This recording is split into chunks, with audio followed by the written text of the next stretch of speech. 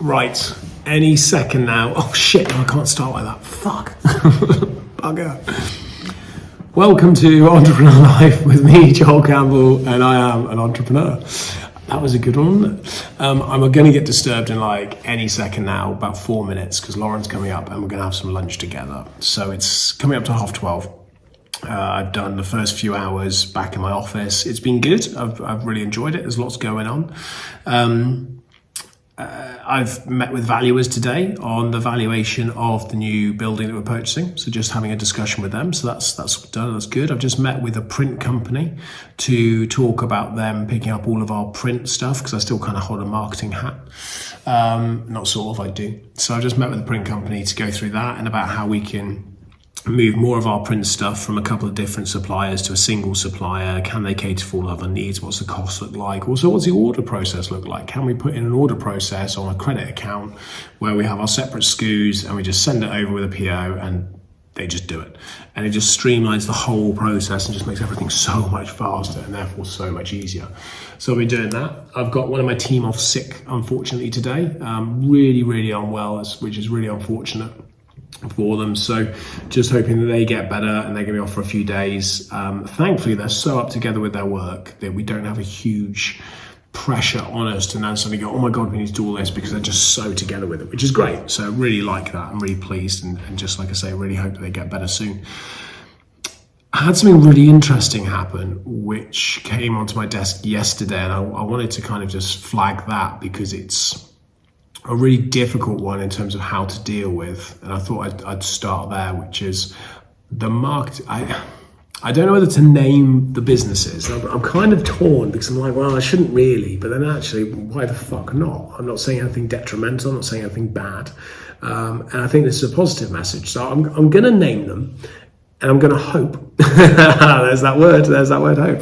And I'm going to hope that it doesn't have an adverse effect. I don't think it will do, it shouldn't do, so I'm going to go for it. So the marketing agency we use for a lot of our design work and some of our SEO and digital media and stuff like that, a company called Reach Media, who are in Shropshire, so they're in Shrewsbury based. They're really good, really like working with them. They help build our brands. They put together a lot of what we're doing. They're redesigning a load of stuff for us and really kind of streamlining us and just making us better in terms of the word of marketing. I think the way I explained it to them in a recent meeting was, we've got so good at marketing internally, marketing has now outgrown us. We can no longer keep up with what we've created because we're not naturally marketeers in that sense. We've got a marketing department and they're very good, but where the marketing's now got to, so much of it has outgrown us and we just can't keep up with that. We need to bring in a team of specialists. So we use an agency, like I say, they're really good. Anyway, I had a message from the MD yesterday. He dropped me an email basically to say that he had an inquiry from another business that does a similar product to us. They also do escape rooms.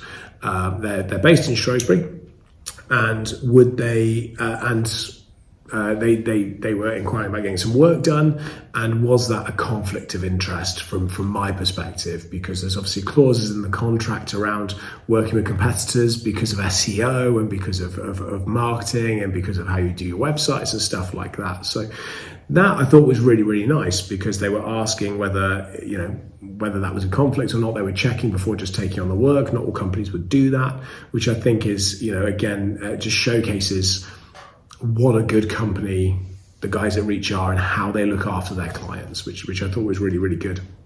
The difficult thing for me was the company is run by a younger entrepreneur trying to make his way, trying to build a business, trying to do something. And it just so happens he's in an industry that does compete with us to a point. So shouldn't I go, no, you can't do it, or yes, you can? Because on one hand, I want to help a young entrepreneur. I want to help them grow, I want to help them develop, I want to help them achieve the things that they want to achieve.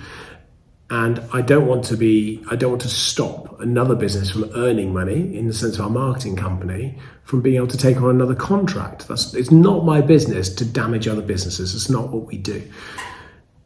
on the other side of that coin, I've got to look after Cove Group, and I've got to look after our interests, the interests of our people and our customers and everything we do and such like that. So it's a really difficult sort of line to tread.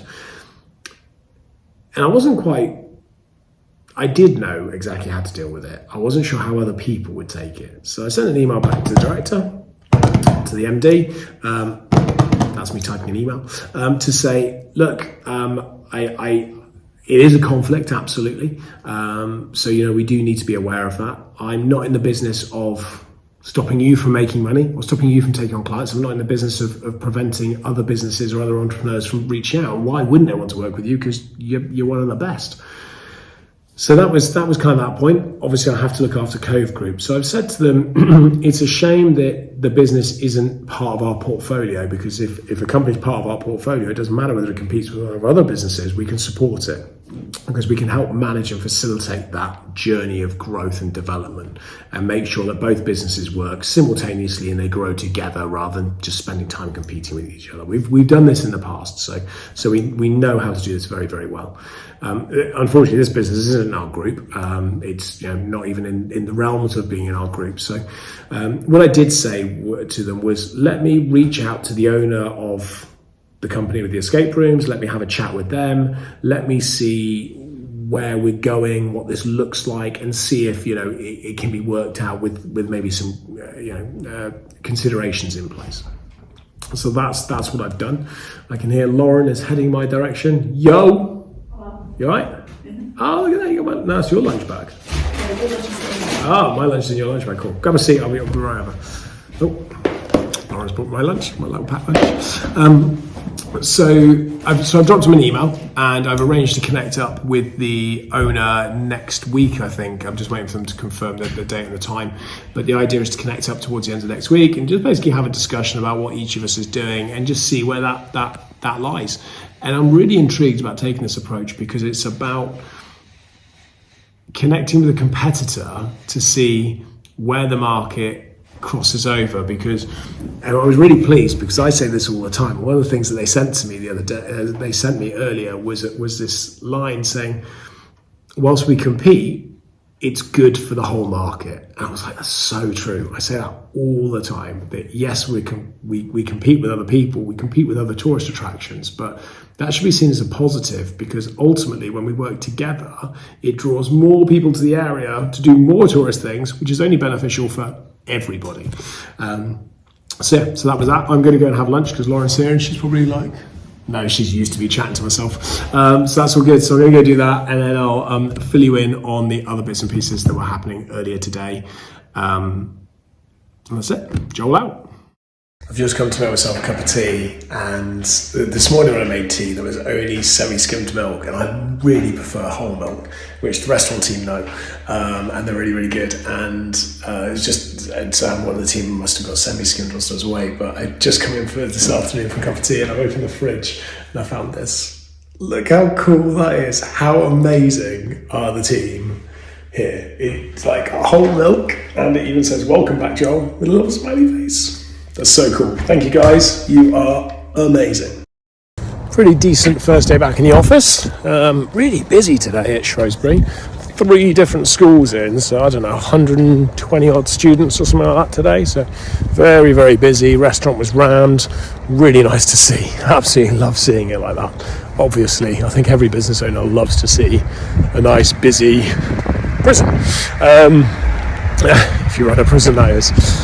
So yeah, it's worked out okay today. There's definitely some negatives, definitely some challenges happening.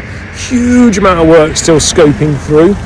And, well, I guess I just need to keep cracking on, really. Just keep fighting the good fight and just keep pushing on and pushing on and pushing on and just keep grafting, and we'll get there. But yeah, some really positive things kind of happening. That's pretty much all there is to say about it. I'm going to head home and have something to eat. I'm going to see the kids. I desperately need some sleep, but I have got a load more work I really do need to get done this evening, because there's a few deadlines, and if I can just get it over the line, it means people can then work on what they need to be working on for tomorrow, and then yeah, it just all fits. So that'll be back to entrepreneur life. Early the next morning. It's 4 o'clock in the morning. I am back in the gym for the second day running. It would appear after 2 days of telling loads of people that there's no jet lag coming back from New Zealand to the UK, that I've been lying. Apparently there is jet lag because I've discovered it for the last 2 days, getting up at 4 in the morning to come to the gym. I'm not sure it's about choice. I am pretty much over it, I think, but that I don't really know. So I'm going to have a workout. I'm going to get myself through that and then crack on my day, really. You'll have noticed as well from yesterday's video that I'm in a much happier, smilier, more relaxed, more Joel-esque mood, I would say. True kind of Joel entrepreneur style. Look, there I am in the mirror. And it's because yesterday, not only was there the jet lag, but I also was really quite stressed. I was really struggling a little bit because there were some challenges we were going through. I could see some problems. I could see some problems coming in about 2 to 3 months' time in one of our businesses. I was a bit concerned about what that was going to do. That had me up early in the morning. I was thinking about how we're going to resolve that. My head was whirling as I spoke about in yesterday's video. And really what happened yesterday during the day was a number of things from the team that work in those businesses just all clicked into place. They came in, they said, well, we're doing this, and we're doing this, and we're doing this. And I hadn't even spoken to them about the problems. And they were all resolved. And I was just like, wow, this is amazing. I came home last night and I was just like, I felt such a relief of stress. And I was just like, that's so good. The team have done an amazing job. And they weren't even aware of the problem, which is even better, I think. I think it is, because I saw it a few months down the line, because that's my job. And before I even had time to sit with them to discuss it, they'd solved it, which is great. So, very happy about that. I think the businesses are in a really strong, stable position. We are about to scale again, which is good. And I think at the moment, the future looks pretty bright. I always say to people when they're asking about how our businesses are doing, I'm always brutally honest, and I'll say things. If they're not doing overly well, I'll say, but they're okay. And I'll explain like what's going on with each different one, or whichever one they're asking about specifically. I'm not just going to go, they're doing amazingly well. I'll talk about that in. Let me reframe that. 2 seconds. Hold on. That's a little bit better. I wanted to put the phone down so I could just stand a little bit more comfortable. My arms are actually hurting after yesterday's gym session. When people ask me about how our business is doing, how do I respond? Honestly is the answer. When someone says, how's this business going? How's things at work? What's going on? I will tell them the truth. If we're having a bit of a shit time, financially or operationally or logistically or whatever it is, or supply line wise or whatever it might be, I'll just tell them. And I'll say, like, it's not as good as we'd expected, and this is why we think, and this is what we're doing to change it. I never sugarcoat it. I never turn around and go, it's amazing, it's brilliant, it's so good, we're doing so well, we had such a bumper quarter, we're up for such a good year, everything's amazing, because it's not true. And generally when I tell people the truth in that sense, normally they'll go, oh, that's okay. Sometimes I'll get like a solid answer. But most people are a bit like, oh, okay, I hadn't expected that. I expect you just to say like, it's going really well. In the same sense, when you say to somebody, hey, how are you doing? How's things? They'll go, oh, yeah, it's really good. It's really good. Nobody ever goes, it's a bit shit, really. And when you do say that, people go, oh, okay, I was just kind of expecting you to go, yeah, it's all right. What does happen on occasion is when I speak to people and I tell them how things are going, it's a bit shit, actually. Sometimes people will go, let me see if I can help with that.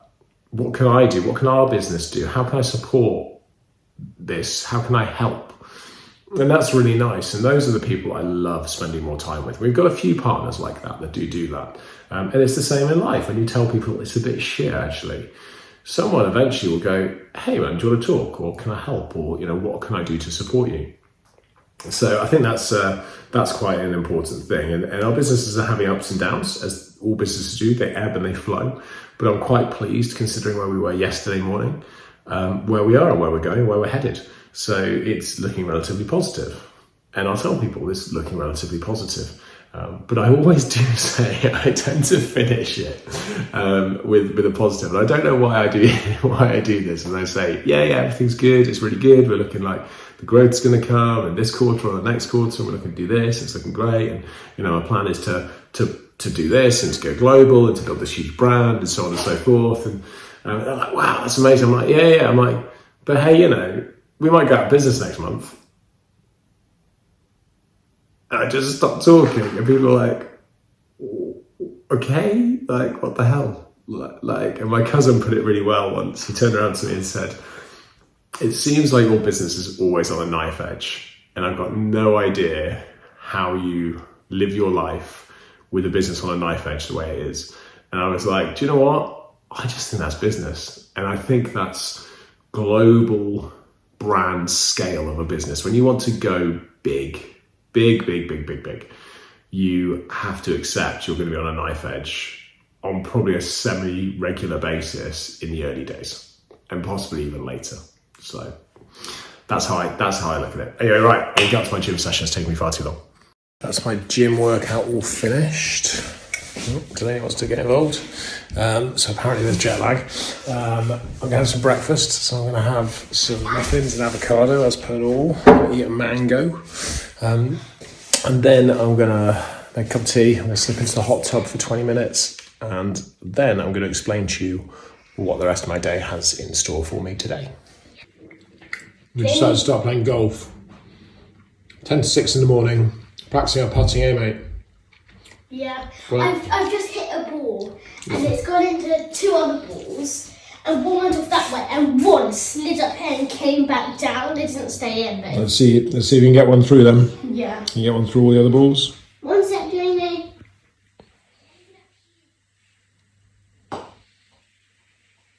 Got it through, I just need to now get it to the bottom. To the hole.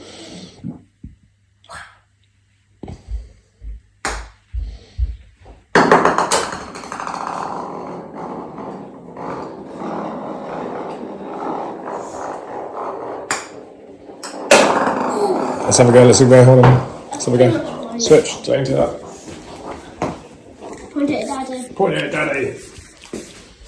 My car's a bit small. Yeah, that's what I said you should probably. Oh, I've just done a leg day as well. Right, so what am I going to do? Sneaking past the balls into the hole, yeah? Yeah.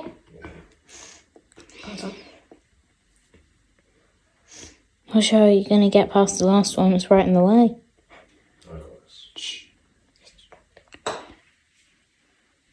Oh, that was rubbish. That was rubbish. Hold on, I got this. Oh, crap. Even I could do that in one shot, and I'm absolutely rubbish at golf. Oh, Django's up. Yep. 1 hour later. Okay, what am I doing with my day? So Wednesday today, I've just dropped the car off for an MOT. So I've just dropped off Emma's car, walking into work, and here's how my day is currently planned to work out. First thing this morning, I'm going to make a thing of tea. I'm going to have some tea. That's how I always start my days. I'm then going to chew through a number of emails. I've got some work I need to do following on from chatting to the printers yesterday and organising a preliminary printing contract. So I just need to send them over some specs and some particulars and some details so they can work that all out and make sure that we can get the right pricing and all that kind of stuff. So I'm going to do that. I'm going to chew through a chunk of other emails and bits and pieces and stuff like that. Say good morning to some of the team, catch up with Shelley, and then at 9:30ish we'll be very loud this morning in Shrewsbury. At 9:30 this morning we'll be heading out to I'll put this one. So sorry, it's really noisy. We've got an ex-employee, somebody who used to work for us a few years ago, used to work in our fun house. Lovely lady. She's been through it with some real losses in her life and such like that. And she's unfortunately been diagnosed with cancer, and she's in hospice care. So we're going to go and see her today and just say hello and see how she is, and just catch up with her really. So that's what I'm going to do this morning. I've cleared my morning schedule, so Shelley and I can go do that from 9:30, and that's going to be, well, probably quite tough all round. I don't know, I've never done that before, so I don't really know what to expect, but that's enough on that one. So, and then this afternoon, what's going to happen this afternoon? Sorry, I've completely lost my thread. I'm going to head off to... No, I'm not. Completely lost my thread. Let me come back to it.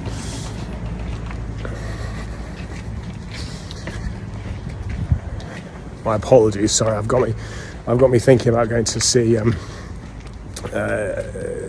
this lady later on.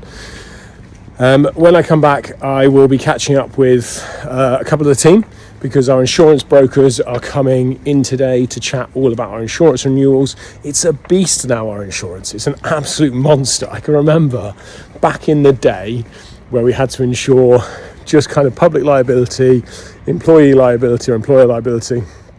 And that was kind of it.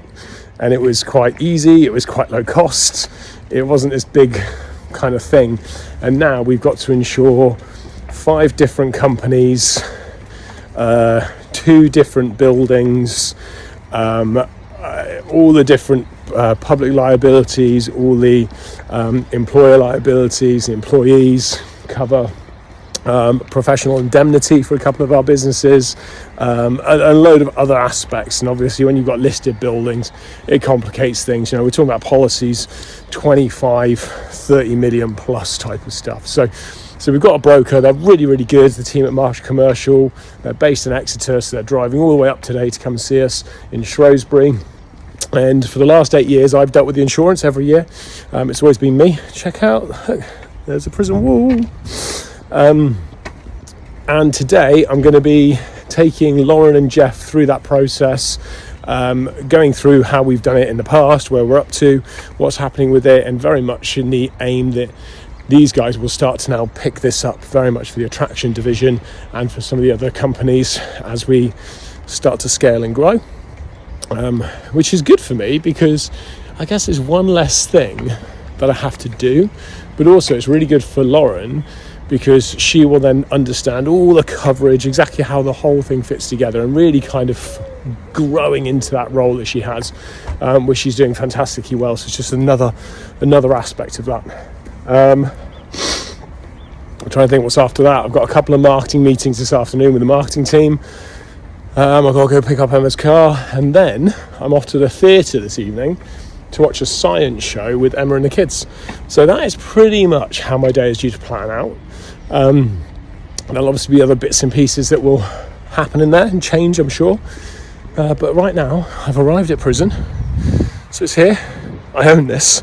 It's still pretty crazy to see and to talk about, but it's an amazing building. Oh, my arm's really hurt from yesterday's gym sesh.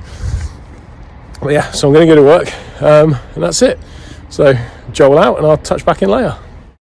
I'm out at the theatre this evening, watching a kids, how do I explain it, Ministry of Science, which is actually really cool. But there's loads of kids. It's a proper kind of kids show with parents, which means that there's queues over there for like the concession stands. They're so big, they're so long, but the bar is empty. So naturally I'm in the bar in the interval. Emma's actually queuing with the kids, so I'm kind of managed to get away with that a little bit. It's very unusual. You come to a theatre and the bar is the empty bit during the interval. However, I am at the theatre, and I talked about the other day in a video a few days ago. I talked in the video about how the team had come to the local theatre to look at the restaurant, and they turned around and said, no, let's take over the whole theatre. That's this theatre. So yeah, it's quite cool. I'm going to grab a little snippet of a video from the show, a couple of minutes, and Paul's going to post it in here so you can have a look and see what's going on. And afterwards I'm going to explain about how my day was and the ups and the downs, the ebbing and the flowing, and a huge lesson, massive lesson that I picked up at the end of today, which actually even led me to kind of re-evaluating how I look at things and how I do things and how I behave. So yeah, that's all coming still in this episode in a little while. I've seen these before at parties. Oppa Gangnam Style.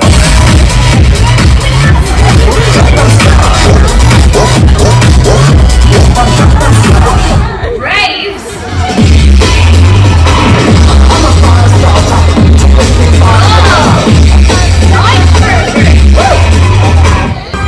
That's my guy.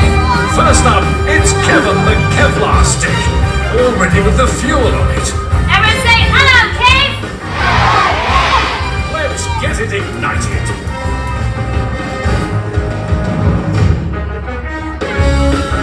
So, we've combined the fuel, the source of ignition, and the oxygen. And now we have fire. There's only one thing to do. Fingers in ears, everybody. Okay, balloon number 1, just hydrogen.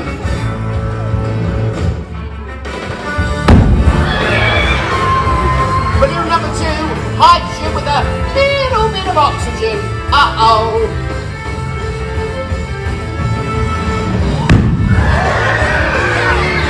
Balloon number 3, half hydrogen, half oxygen. Fingers in ears, everyone.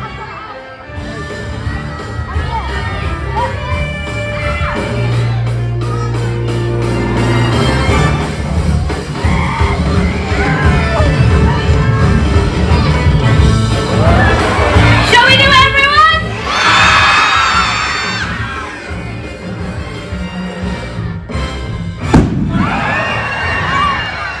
That's better. Goodbye, everyone. Goodbye. 8 hours later. We're back once again with the Renegade Master. Sorry. I'll show my age. It's 4:20 in the morning, back in the gym, third day in a row. That is 10% of a habit. So it says that it takes 90 days, so 3 months basically, to instill a behaviour. So it's not 10% at all. I don't know what I'm talking about. It's like 3%. Give or take 4% of a habit. I did a video the other day talking about how great I was at maths, but it is 4:20 in the morning. Anyway, they say it takes about 90 days, give or take, to embed a habit, so 3 months. So I'm on day 3, so about 4%. So still quite a way to go. But I'm not actually trying to embed a habit. I'm just waking up, feeling all right, getting up, coming to the gym. That's pretty much it. Today is arms, so I'm going to do my arms. I'm feeling it a little bit from 2 days ago and a little bit from yesterday, so hopefully that will ease, and we'll see, it will loosen as I get going. What I haven't done yet, but I'm going to do after my gym session, is talk about yesterday's, just recap and review yesterday. When I got back last night from the theatre, I was going to do it, I was really tired, but also sometimes I just prefer to sleep before I reflect too much, just so I've allowed it to just to really bed in just what's kind of happened and how things have been. So I'm going to do my gym session, and then I will talk about what happened yesterday. I'm not entirely sure how happy Paul is going to be about this, because I've been wandering around with my phone in loads of different places. At the moment I've got it wedged up against the Alexa in the kitchen, 5:30 in the morning to do the last part of this video. So apologies to Paul, who has the challenging task of editing this together and trying his best to make me look semi kind of intelligent, semi legible, and semi kind of making sense. Yesterday was a funny old day, you know. So it worked out fine. Obviously, I went and saw. I dropped the car off, had a few meetings, did some emails and bits and pieces like that, and then I went off and saw our someone who used to work for us, which I'm not going to speak about really at all. It was challenging, as you can imagine, I'm sure, for them. A very, very kind of bizarre thing to do in the sense of what it is, but I'm really pleased that we went, we said hello, and we just caught up. And I think it was excuse me, it's one of those just horrendous things in life, and I think cancer is an absolute bastard, and some people just have to deal with such hardships, and I just really feel for them. If we can help, we will. But yeah, that's it really. So I'm not going to talk about that anymore. Met with the insurance guys, so big shout to the guys at Marsh Commercial who have been helping us for the last few years and doing our insurance across the board, and again, working really well with the team. Brought Lauren and Jeff into it now, so they're starting to work towards how that's shaping, which is great. It's one more job that I'm not looking at and that I'm not sort of dealing with directly anymore, which is nice. And then a couple of other bits and pieces, but really what transpired at the end of the day was probably the most important piece. So we have our employee reviews, and it was a system that I built 7 years ago. It's called Heart, and it's all around the employee and trying to support them to develop. And I stand by the system. I think it's got a place, but it was highlighted to me yesterday by Lauren and by Shelley that it's not really good enough, and actually they don't like it and they don't think it works, and the way it is designed just doesn't fit our business, and it's not conducive to developing employees or the business or moving anything forward. So they've redeveloped it, and they kind of didn't position it like that to me. It's my excuse. And they said they've done something different, PDRs and the way they wanted to do it, and I was like, no, I'm not leaving off Heart. I don't want to do it. And I was just completely resistant to it. And actually, I wouldn't say I was rude, but I was Joel-esque. I'm prickly. So I was prickly about it. And that was kind of that. And I was like, well, send it over to me. I kind of left it with, send it to me, I'll review it. If I think it's okay, then we can consider it. And that was that. And I walked out the room and I went back into my office, and as soon as I walked into my office and as soon as I started thinking about what just happened, I realised the huge mistake and a huge faux pas that I made in that meeting, which is these guys know better than I do what we should or shouldn't be doing in that world. That's part of what they do. It's Shelley's job. It's certainly part of Lauren's job, and they understand it far better than I do. So I was kind of thinking about that for only about 5 minutes or so, and just go, man, what am I doing here? I'm trying to get myself out of this day-to-day operational aspect. I'm trying to get myself away from this kind of level where I can do it, but I'm not necessarily the best person to do it. And that's what I want to do, is I want to employ better people that are better than me to move us forwards. And that's exactly what we've done with numerous people. We have loads of really smart, intelligent people that are far better at their jobs and far better at what they do than I would be at that job. And that kind of all hit me very, very quickly. So I went back out and I saw Lauren.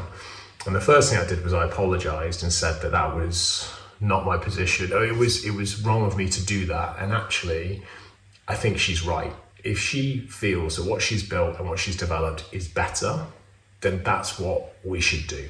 And Shelley then appeared, and I was sort of saying it to both of them, saying, look, it's that's on me. I shouldn't have said it the way I did. Actually, I should let you guys just crack on with this. So then Lauren was like, well, look, I'll send it over to you. You can have a look at it and review it. And I was like, you know what? I don't need to see it. I was like, do you believe this is the best thing to do? And she was like, yeah, absolutely. I was like, okay, Shelley, are you in agreement? Do you believe this is right? She was like, yeah, absolutely. I was like, then guys, just do it. Just do it. Nike it, for God's sakes. Just crack on and do it. You don't need me to get involved, because me reading it and getting involved is just me getting involved, and I don't need to. It's a level these guys have totally got this completely. So that kind of was a real eye-opener. Anyway, I went off to the theatre, and as I was walking down to the theatre, I was still sort of chewing it through in my head and thinking about it, and as I got there, I was kind of like, it's still sort of sitting with me, and there was something not quite right. So I sent Lauren a message just to apologise again, just to say it wasn't my place to get involved in that. And, if she believes it's the right thing to do, she should do it. I have complete faith in her and the team to deliver the organisation, to move it forwards. And really just to, reiterate my apologies for jumping in and for being short on it. And just reaffirm I have complete faith in these guys to move it forwards. And it was really nice, I think, because in that breath and in that move for me personally and kind of in my own mindset, really highlighted the strength of the team that we have and the development of leaders and managers and individuals and how that is growing our business further. And I guess my takeaway from that is the biggest learning I have at the moment is not getting out the way, that is the thing, but accepting that, because I'm fine with letting go. People think I can't let go, but I can. It's not the letting go. The bit that I struggle with is not feeling that I have value to bring here and not feeling that my value is important. And whilst I do have value to bring and my value is important, it's not required.